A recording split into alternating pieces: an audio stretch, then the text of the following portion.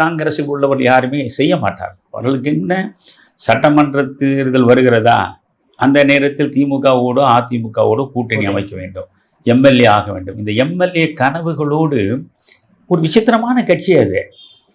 MLA கனவுகளோடு தமிழ்நாடு முழுவதும் ஒரு 300 பேர் இருப்பார்கள். 37 மாவட்டங்கள் இருக்கிறேன்னு வச்சுக்கோங்களேன். ஒரு மாவட்டத்திற்கு சட்டமன்றத்திற்கு போக வேண்டும் என்பதற்காக காங்கிரஸ் கட்சியில் இருக்கக்கூடியவர் 10 பேர் இருப்பார். அப்போ 37 × 10 370 பேர் இருப்பார்கள். 370 பேருக்கு ஒரே நோக்கம், சட்டமன்றத்துக்கு செல்ல வேண்டும். அதனால் என்ன செய்வார்கள், செயற்குழு பொதுக்குழு கூடுகிற பொழுது, நாம் எப்படியாவது இந்த 2 திராவிட கட்சிகள் ஒரு கட்சியோடு கூட்டு வைத்தாக வேண்டும், இல்லை என்றால் நாம் வெற்றியை சுவைக்க முடியாது, கட்சியை வளர்க்க முடியாது என்று கடுமையாக குரல் கொடுப்பார். இந்த கூத்தையெல்லாம், இந்த நாடகங்களை எல்லாம், இந்த வேடிக்கைகளை எல்லாம் ஆண்டு கணக்கில் பார்த்தவன் நான்.